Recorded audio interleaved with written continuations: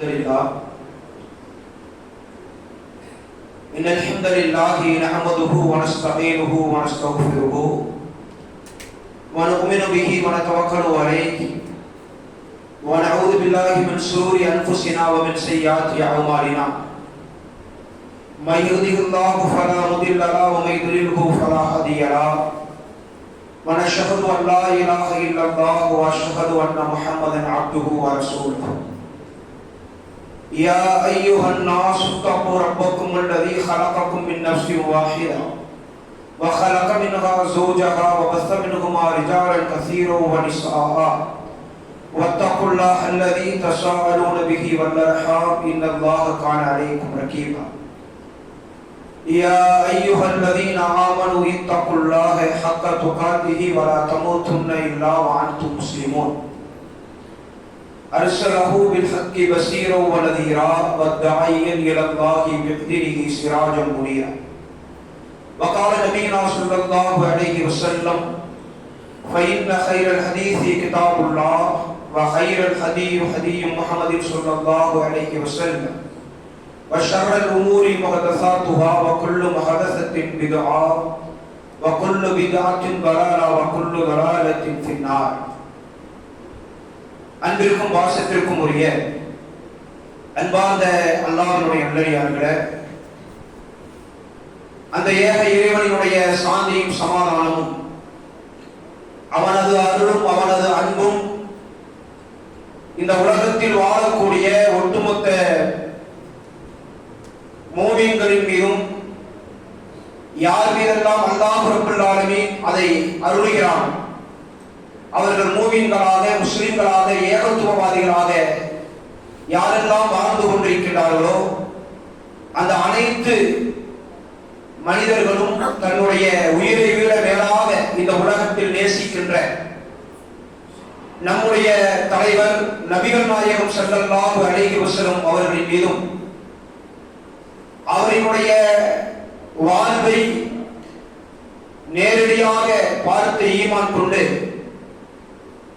அவரை தன்னுடைய உயிரை விட மேலாக இந்த உலகத்தில் நேசித்து இந்த உலகத்தை விட்டு விடைபெறும் போது உண்மையான மூமின்களுடைய சான்றுகளாக இந்த மார்க்கத்தினுடைய அடையாளங்களாக வாழ்ந்து சென்ற அந்த சகாபாக்களின் மீதும் யாரெல்லாம் இந்த புனிதமான ரமலானுடைய மாதத்தினுடைய கடைசி அந்த இரவுகளிலே நாம் எல்லாம் இன்றைக்கு இருந்து கொண்டிருக்கிறோம், அல்லாஹ்விடத்திலே நன்மைகளை எதிர்பார்த்து அவனிடத்தில் இந்த இரவினுடைய பாக்கியத்தை எதிர்பார்த்தவர்களாக இங்கே அமர்ந்து கொண்டிருக்கக்கூடிய உங்கள் அனைவரின் மீதும் அந்த ஏக இறைவனுடைய சாந்தியும் சமாதானமும் அவனது அருளும் அன்பும் நின்று நிலவட்டுமாக என்று துஆ செய்தவனாக.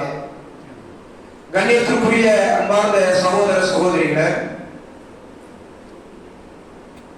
அல்லாஹ்வினுடைய மாபெரும் கிருபையினால் அல்லாஹ் நமக்கு இந்த வருடத்தினுடைய இந்த ரமலானினுடைய நோன்பை நோக்கக்கூடிய பாக்கியத்தை அல்லாஹ் எத்தனையோ மனிதர்களுக்கு கிடைக்காத வாய்ப்பை அல்லாஹ் நமக்கு இந்த ரமலானிலே தந்திருக்கிறார். அதனுடைய நோக்கம் ஒன்றே ஒன்றுதான். அதைத்தான் ஆரம்பத்திலே இருந்து இன்று வரை நாம் கேட்டுக்கொண்டே இருக்கிறோம். லஅல்லக்கும் தத்தக்கூன் என்கிற அந்த இறையற்றவாதிகள் என்கின்ற அந்த பட்டியலிலே அந்த அந்தஸ்திற்குரிய மனிதர்களாக இந்த ரமலான் நம்மை மாற்றி இருக்க வேண்டும். அந்த மாற்றுவதற்குண்டான முயற்சியை எடுத்த மனிதர்களாக நாம் இருக்க வேண்டும். அது ஒன்று மட்டும்தான் என்னுடைய நோக்கம். இந்த நேரத்தில் உங்களிடத்தில் ஒரு சில விஷயங்களை நான் பகிர்ந்து கொள்ள ஆசைப்படுகிறேன். என்னவென்றால், இஸ்லாமிய மார்க்கத்தை பொறுத்தவரை இஸ்லாம் நமக்கு ஒரு அழகிய வாழ்வியல் திட்டங்களை வழங்கி இருக்கிறது. அந்த வாழ்வியல் திட்டம் எப்படி என்றால், ஒரு மூமின் அவன் எப்படி இந்த உலகத்தில் அவன் நேர்த்தியான ஒரு மனிதனாக அவன் இந்த இஸ்லாமிய மார்க்கத்தினுடைய கொள்கைகளை கோட்பாடுகளை இந்த மார்க்கம் காட்டி தரக்கூடிய வழிகாட்டுதல்களை அவன் பின்பற்ற வேண்டும் என்கின்ற ஒரு சரியான ஒரு பாதையை நமக்கெல்லாம் அமைத்து தந்திருக்கிறது. இதை குறிப்பாக நீங்க பார்த்தீங்கன்னு சொன்னா, அதாவது குடும்பம் சார்ந்த இந்த உறவுகள் சார்ந்த இந்த விஷயத்திலே இஸ்லாமிய மார்க்கம் எந்த அளவிற்கு ஒரு முக்கியத்துவத்தை, அதற்கு எந்த அளவிற்கு ஒரு கண்ணியத்தை இஸ்லாம் வழங்குகிறது என்று சொன்னால், உறவுகளை பேணுகிற விஷயத்தில், உறவுகளை கண்ணியப்படுத்துகிற விஷயத்தில் மார்க்கம் ஒரு சிறந்த இடத்தை நமக்கு தருகிறது. அதை குறித்து உண்டான கேள்வி அல்லாஹ்விடத்தில் மறுமையினுடைய நாளில் நிச்சயமாக உண்டு. புரிஞ்சுங்களா? ஏன்னா ஒரு நேரத்துல பாத்தீங்கன்னு சொன்னா இந்த குடும்ப உறவுகள் இருக்குல்ல, நிறைய நம்முடைய வீடுகளுக்கு வருவாங்க. அது நம்முடைய வாப்பாவுடைய சொந்தமாக இருக்கட்டும், தாயோடைய சொந்தமாக இருக்கட்டும், நிறைய வருவாங்க. ஒரு சிலருக்கு என்ன தோணலாம் அப்படின்னா, இந்த உறவுகள் வந்தாலே அவங்க இரவுல கிளம்பிடுவாங்களா இல்ல காலையில வர தங்குவாங்களா இப்படிங்கிற ஒரு சிந்தனைலாம் இருக்குல்ல. ஆனால் உறவுகளை பற்றி இஸ்லாம் சொல்லும் போது ஒரு அழகான ஒரு வழிமுறையை நமக்கு சொல்லித்தரு. இந்த உறவுகளை எப்படி கண்ணியப்படுத்தும், இந்த உறவுகளிடத்தில் நாம் எப்படி நடந்து கொள்ளணும், அதற்கு ரசூலுல்லாஹி ஸல்லல்லாஹு அலைஹி வஸல்லம் அவர்கள் ஒரு விஷயத்தை சொல்றாங்க. இன்னைக்கு நம்முடைய குடும்பங்களை பார்த்தீங்கன்னா நம்முடைய பிள்ளைகளுக்கு நிறைய பேருக்கு நம்ம தூரத்து சொந்தங்களாக இருக்கலாம், அவங்க பார்க்க வரும்போது அந்த பிள்ளைகளுக்கு தெரியாது அவங்க யாரு. சில பேர் பார்த்தீங்கன்னா சலாம் சொல்லுவாங்க நிற்பான், பாப்பா சொல்லுவார் சலாம் சொல்லுப்பா அவருக்கு அப்படிமா. அவர் நம்முடைய தூரத்து சொந்தம், நம்முடைய ரத்த பந்தம் சார்ந்த உறவுகள் அவங்க இருக்காங்க அப்படின்னு சொல்லுவாங்க.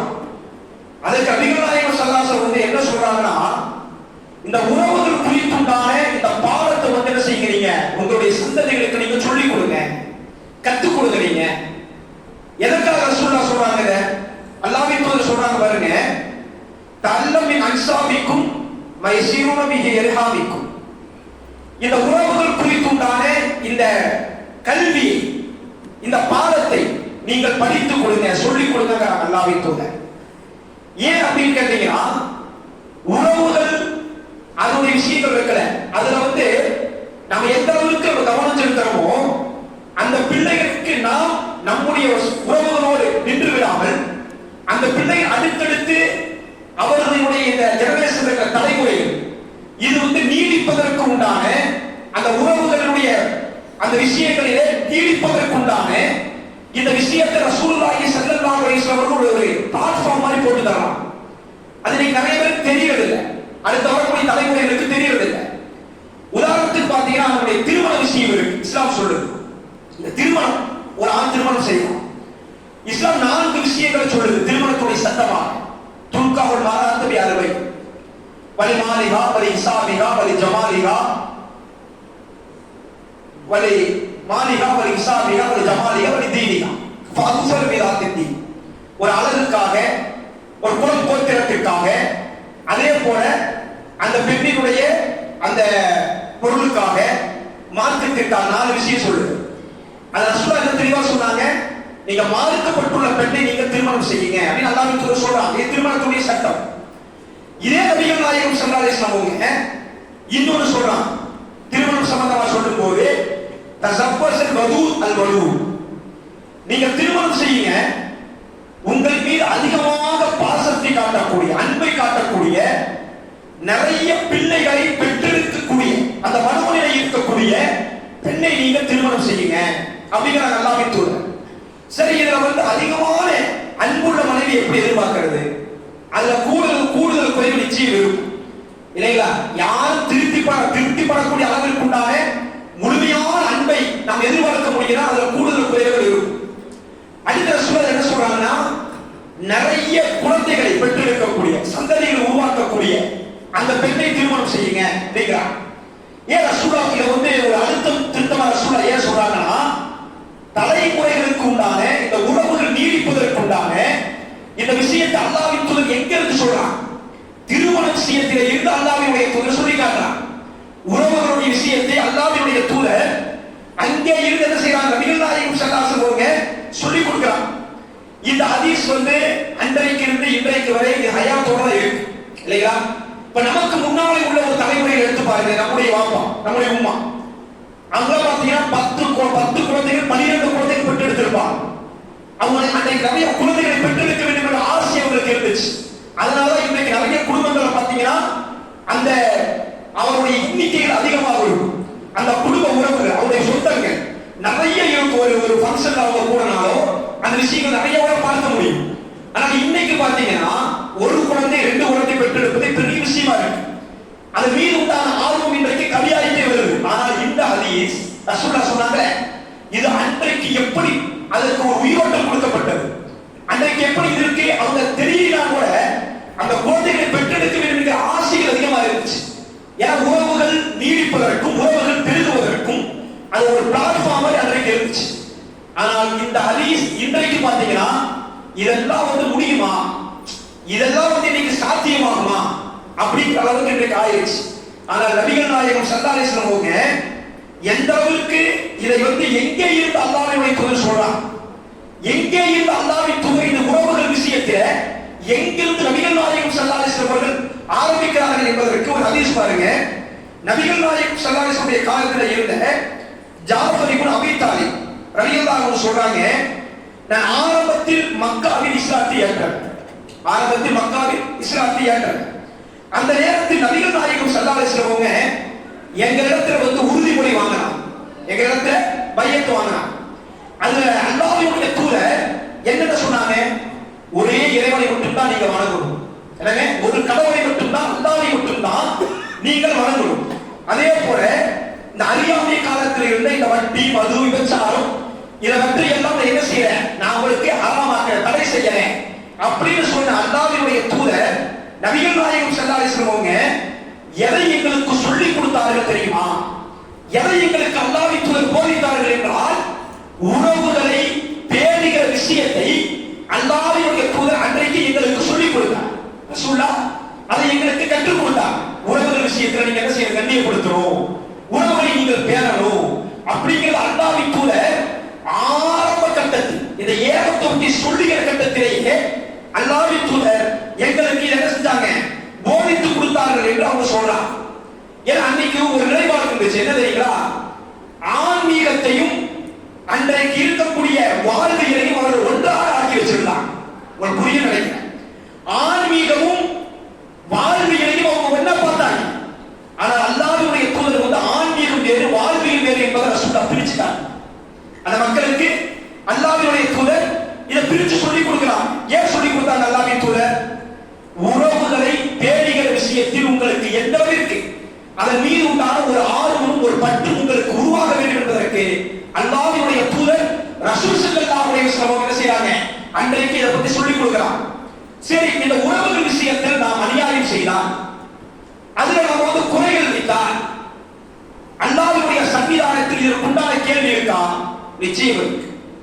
அல்லாஹ் குர்ஆன்ல சொல்றான், நம்ம நிறைய பயான்கள்ல ஆரம்பத்தில் நாம் கேட்கக்கூடிய ஒரு குர்ஆன் வசனம் சூரத்து நிசாவில் அல்லாஹ் சொல்றான், யா அய்யுஹன் நாஸ் இத்தகு ரப்பக்கும் அல்லதி خلقكم من نفس واحدة وخلق منها زوجها وبث منهما رجالا كثيرا ونساء அப்படின்னு அல்லாஹ் சொல்றதுல அந்த கடைசி இடத்துல அல்லாஹ் என்ன சொல்றான் தெரியுமா?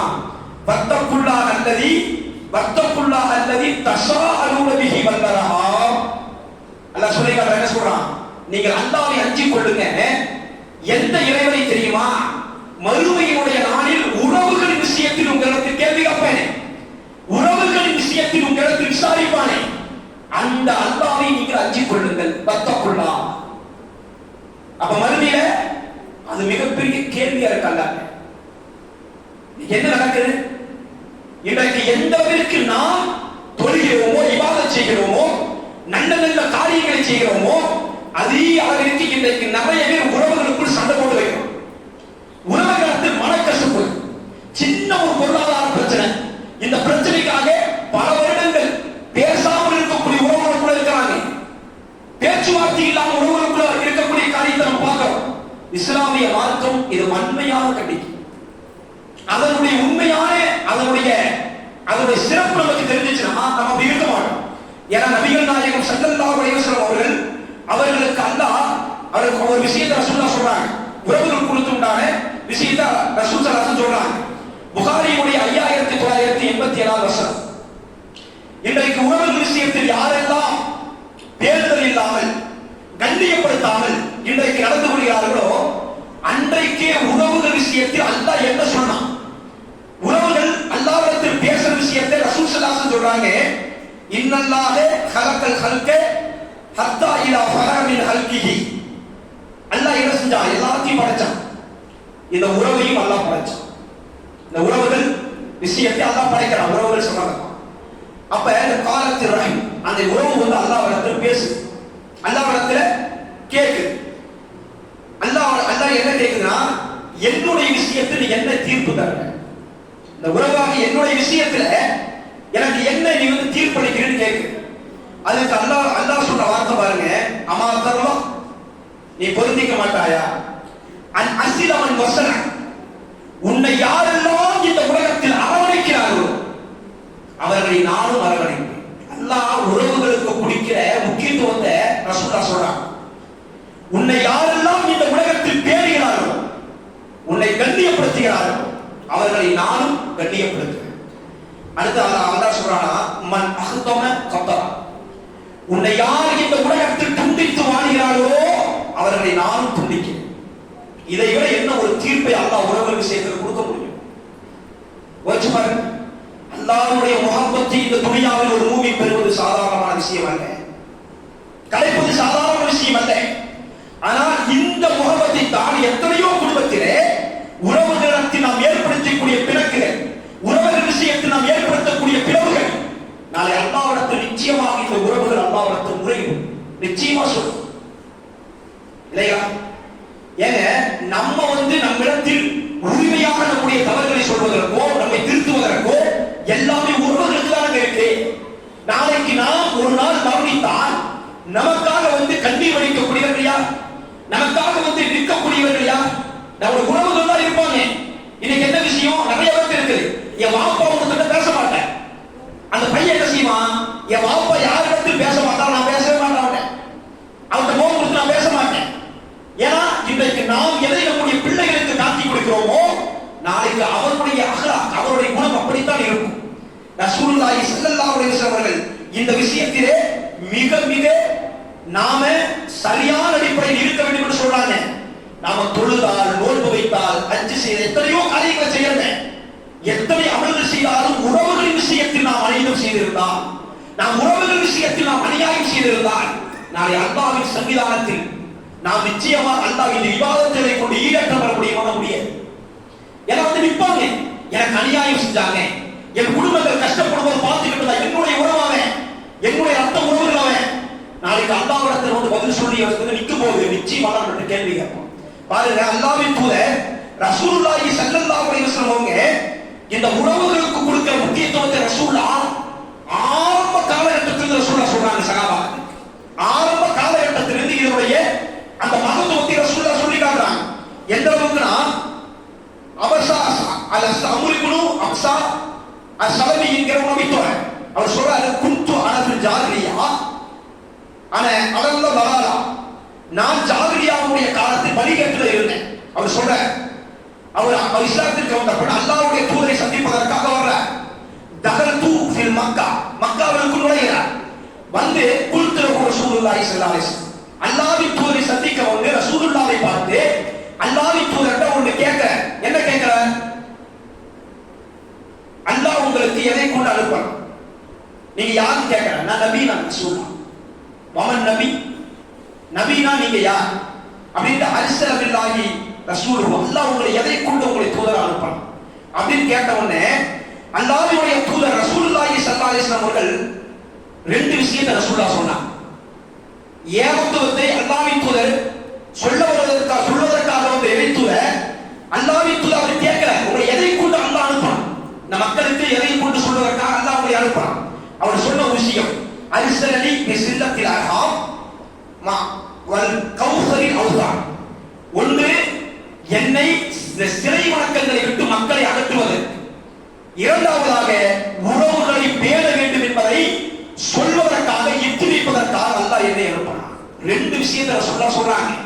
இது அல்லாஹ்வின் தூதர் ஏகத்துவத்தினுடைய ஆரம்ப காலத்திலே இந்த சமூகத்திற்கு நபிகள் நாயகம் ஸல்லல்லாஹு அலைஹி வஸல்லம் அவர்கள் சொல்லிக் கொடுக்கிறார்கள் என்று சொன்னால் அது எவ்வளவு பெரிய ஒரு உள்ளார்ந்த அர்த்தத்தை ரசூலுல்லாஹி ஸல்லல்லாஹு அலைஹி வஸல்லம் அவர்கள் கற்றுக் கொடுத்திருப்பாங்க. இன்னைக்கு உண்மை அதுதான். உறவுகளிலே ஒரு மனிதன் பாதிக்கப்பட்டிருந்தான், அவன் நோய்வாய்ப்பட்டிருந்தான், அல்லது ஒரு கஷ்டத்திலே இருந்தான், எட்டி பார்க்க இன்றைக்கு நிறைய மனிதர்களுக்கு நேரம் இல்லை. அவன் நோய்வாய்ப்பட்டிருந்தால் சந்திப்பதற்கு இன்றைக்கு நேரம் இல்லை. எங்க ஒரே விஷயம் தாங்க, இந்த உலகத்தில் அல்லாஹ்வை விட மன்னிக்க தகுதியார் மன்னிக்கக்கூடியவன் யாரும் கிடையாது. மன்னிப்பை விரும்பக்கூடியவன் அல்லாஹ். நமக்கு நிறைய சுயநலம் உண்டு. நான் செய்கிற தப்பை, நான் செய்கிற குறையை, நான் செய்கிற பாவத்தை என்னுடைய அல்லாஹ் மன்னிக்க வேண்டும் என்கிற நான் நினைக்கிற போது, என் உறவில் ஒருவன் தவறு செய்திருந்தால், அவன் ஒரு குற்றம் செய்திருந்தால், நான் அவனை மன்னிக்க வேண்டும் என்கிற எண்ணமோ சிந்தனையோ இன்றைக்கு சாதாரண வர்றதில்லை. நம்ம நினைக்கிறோம் என் பாவத்தை அல்லாஹ் மன்னிக்கணும், என் குற்றத்தை அல்லாஹ் மன்னிக்கணும். அதே சமயம் என் உறவுகளில் ஒரு இடத்தில் உணக்கசப்பு ஏற்பட்டிருந்தால் அவனை ஏன் மன்னிக்கிற தயாரா இல்லை. எத்தனை பேர் தெரியுங்களா, தன்னுடைய மகளுக்கு ஒரு திருமணம் வைத்தால் கூட அவரை போய் கூப்பிட மாட்டாங்க. தன் குடும்பத்தினுடைய நிகழ்வுகளை போய் அவங்க அழைக்க மாட்டாங்க. ஏன்? அவருக்கு எனக்கு ஆகாது, அவருக்கு எனக்கு எப்பவுமே செட்டே ஆகாது, அவர் குடும்பத்துக்கு என் குடும்பத்துக்கு எந்த தொடர்பும் இல்லை. இது ஒரு மூமியினுடைய அகலாக் இல்லை.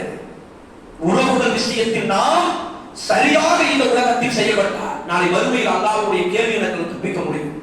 பாருங்க, நபிகள் நாயகம் ஸல்லல்லாஹு அலைஹி வஸல்லம் சொல்றாங்க, மன்கான யுமினு பில்லாஹி வல் யௌமில் ஆகிர் ஃபயஸூர் ரஹம். நம்ம எல்லோரும் இந்த உலகத்தில் அல்லாஹ்வையும் அல்லாஹ்வின் தூதரையும் ஈமான் கொண்டவர்கள், மறுமையை நம்பக்கூடியவர்கள். அல்லாஹ் சொல்றான், நீங்கள் என்னை ஈமான் கொண்டு என் தூதரை ஈமான் கொண்டு மறுமையை உண்மையில் நம்புகிற மக்களாக நீங்கள் இருந்தால் உறவுகளை நீங்கள் உறவுகளை நீங்கள் பேணுங்க. இன்றைக்கு எத்தனை பேர் இந்த விஷயத்தில் பலகீனமா இருக்கும், எத்தனை பேருக்கு இந்த பலகீனம் இருக்கு. சுப்ஹானல்லாஹ், நம்ம கொஞ்சம் ஆய்வு செஞ்சு பார்க்கணுங்க. ரமலானில் நோன்பு வைக்கிறோம், இரவு நின்று தொழுகிறோம், எத்தனையோ தர்மங்கள் செய்யறோம் இல்லையா? நம்ம கொஞ்சம் யோசிச்சு பார்க்கணும், நான் இடத்துல என்ன பலகீனம் இருக்கு. அல்லாஹ்விடத்தில் கேட்கணும், நான் இதுவரை அவன்கிட்ட பேசாம இருந்திருக்கலாம், அவரிடத்தில் நான் அநீதம் செய்திருக்கலாம் இல்லையா? இந்த நோன்பு நான் போய் மன்னிப்பு கேட்கிறேன், அவனுக்கு பேசுகிறேன், அவனை போய் என் வீட்டுக்கு நான் அழைச்சிடறேன். இப்படிப்பட்ட ஒரு மாற்றத்தை நம்முடைய உள்ளத்தில் கொண்டு வரும். ஏன்னா நபிகள் நாயகம் ஸல்லல்லாஹு அலைஹி வஸல்லம் அவர்கள் இந்த விஷயத்திலே நீங்கள் கண்ணும் கருத்துமாக இருக்க வேண்டும் என்பதை திரும்ப திரும்ப சகாபாக்களுக்கு அல்லாஹ் வைத்து வலியுறுத்தக்கூடியவர்களாக இருந்தார். அதே போல ஒன்று நம்முடைய உறவு. நான் சொல்ல பாத்தீங்களா, நாம் நம்முடைய ரத்த பந்தத்தோடு சேர்ந்த உறவுகள். அதே சமயம் இன்னொன்று இருக்குது, நாம் நேசிக்க தவறிய சில உறவுகள் இருக்கு. என்ன? நம்முடைய கண்களுக்கு முன்னால் இந்த வாழக்கூடிய எத்தனையோ அனாதைகள் இருக்கிறாங்க, விதவைகள் இருக்கிறாங்க, கணவனை இழந்த விதவை. அவர்கள் நம்முடைய உறவிலே இருக்கலாம், நம்முடைய சொந்த பந்தத்திலே இருக்கலாம், வெளியிலே இருக்கலாம். ஆனால் இஸ்லாமிய மார்க்கம் இந்த உறவுகளுக்கு கொடுக்கிற முக்கியத்துவம், எப்படிப்பட்ட முக்கியத்துவத்தை இஸ்லாம் கொடுக்கு. ஒண்ணு இல்ல, நம்முடைய உறவுகளே இருக்கட்டும், ஒரு பெண் கணவனை இழந்து விட்டார், விபத்திலோ நோய்வாய்ப்பட்டோ கணவர் இறந்துட்டார். அந்த பெண்ணினுடைய அடுத்த கட்ட நிலை என்ன நிலைமை என்ன? நீங்க உறவுகளாகவே இருந்தால் கூட உங்களிடத்தில் வந்து நின்று கை நீட்டி கேட்பதற்கு அவர்கள் வெட்கப்படுவான், கூச்சப்படுவான். ஏன்? நேற்று வரை என் கணவர் உயிரோடு இருக்கும் போது என்னை கடைக்கு போல அனுப்பியிருக்க மாட்டேன், நான் கேட்டதை எல்லாம் என் கணவர் வாங்கி கொண்டு வந்து கொடுப்பார், என் தேவைகளை அறிந்து எனக்கு உதவி செய்யக்கூடியவராக இருப்பார் எல்லா விஷயத்திலும். இன்றைக்கு அந்த கணவர் இல்லை என்கிற போது அந்த விதவையாக இருக்கக்கூடிய பெண்ணினுடைய நிலைமை என்ன? அவர்களுடைய குடும்பத்தினுடைய அடுத்த கட்ட வாழ்க்கையின் நகர்வை அவர்கள் எப்படி சமாளிப்பார்கள்? அது அவங்களோட முடியாது.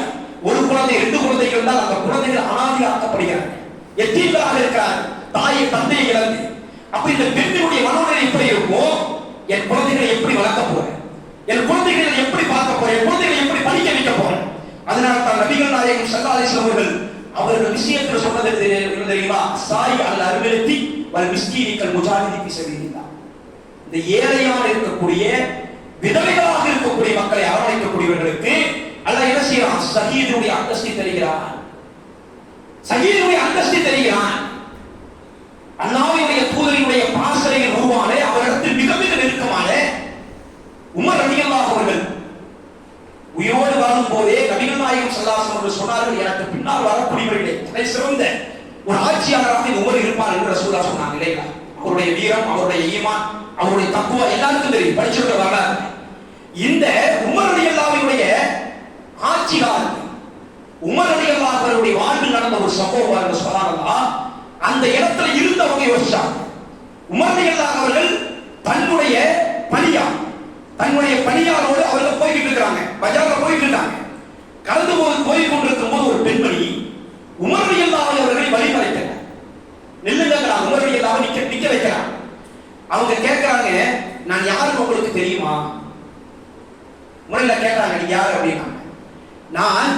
கிஃபாரி கோத்திரத்தை சார்ந்த என்னுடைய தந்தை கிஃபாரி கோத்திரத்தை சார்ந்தவர்.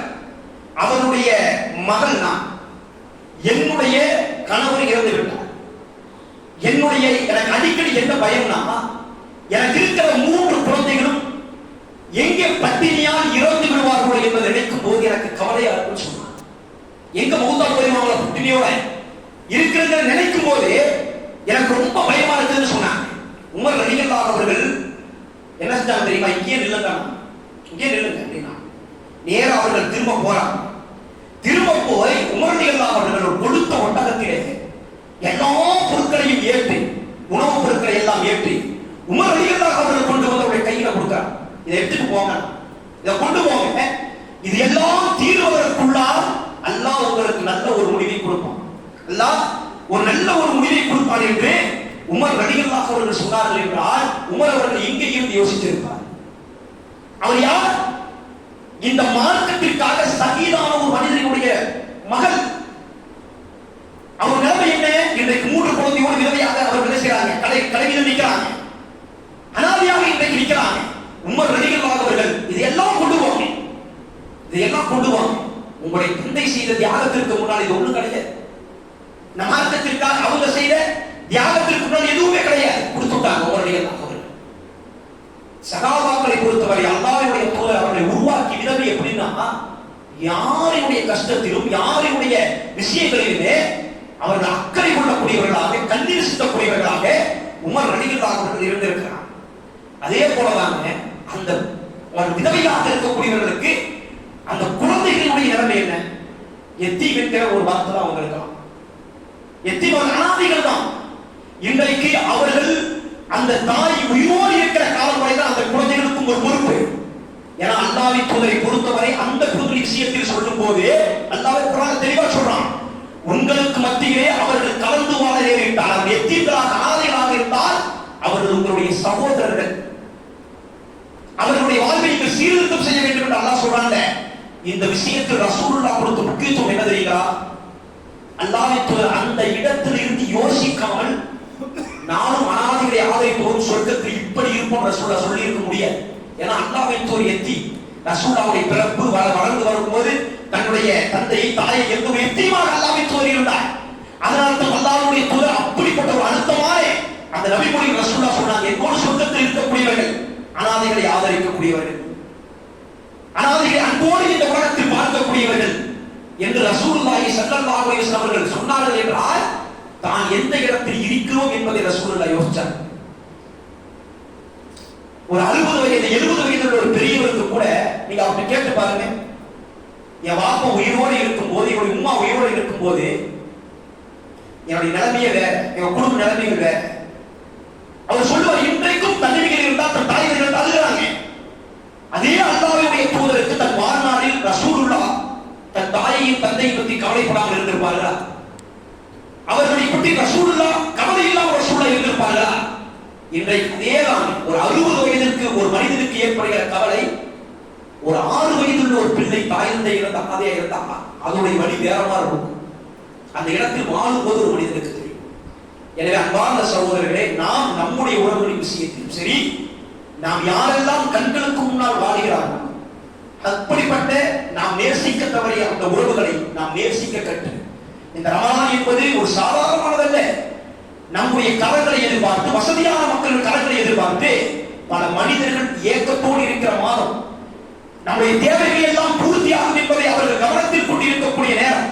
அதனால் தான் அல்லாஹ்வின் தூதர் இந்த மாதத்தில் சதக்காவை, ஜகாத்தை, ஃபித்ராவை நபிகள் நாயகம் ஸல்லல்லாஹு அலைஹி அவர்கள் கடமையாக்குவதற்குண்டான காரணம் என்ன? ஒரே விஷயம் தான், ஏழைகள் அனாதைகள் பட்டினியோடோ பசியோடோ இருக்கக்கூடாது, அவர்களுக்கு உண்டான தேவைகளை செய்து கொடுக்க வேண்டும் என்பதை ரசூலுல்லாஹ் அழுத்தம் திருத்தமா சொல்லியிருக்கிறார். சூறாவளி காற்றை ரசூலுல்லாஹ் தர்மம் செஞ்சிருக்கிறார். அதற்கு உண்டான மாதமும் இந்த மாதம் தான். நீங்கள் தாராளமாக அப்படிப்பட்ட அந்த உறவுகளுக்கு, அந்த மக்களுக்கு உங்களுடைய பொருளாதாரங்களை அள்ளி கொடுங்க. உங்களுடைய தேவைகளை நிறைவேற்றிருக்கீங்க. அதில் இருக்கிற மற்றவர்களை சந்தோஷப்படுத்தி நாம் காண்கிற சந்தோஷம் இருக்கிற அதை விட சந்தோஷம் உலகத்தில் எதுவுமே இல்லை. அப்படிப்பட்ட மக்களை பார்த்து அல்லாஹ் சந்தோஷம் அடைகிறார்.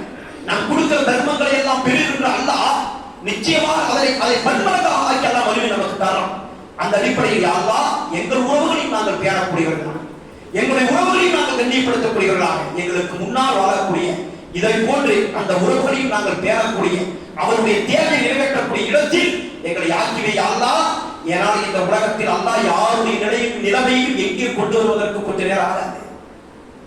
கொடுக்கின்ற கையை வாங்குகின்ற இடத்தில் வைப்பதற்கு அல்லாஹ்வுக்கு ரொம்ப நேரம் ஆகாது.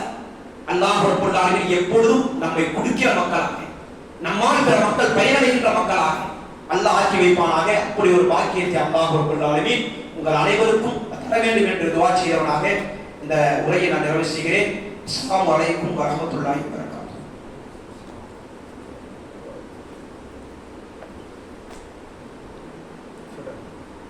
சுப்ஹானக வ பிஹம்திக அஷ்ஹது அல்லா இலாஹா இல்லா அன்த வஸ்தக்ஃபிருக வ அத்தூபு இலைக்.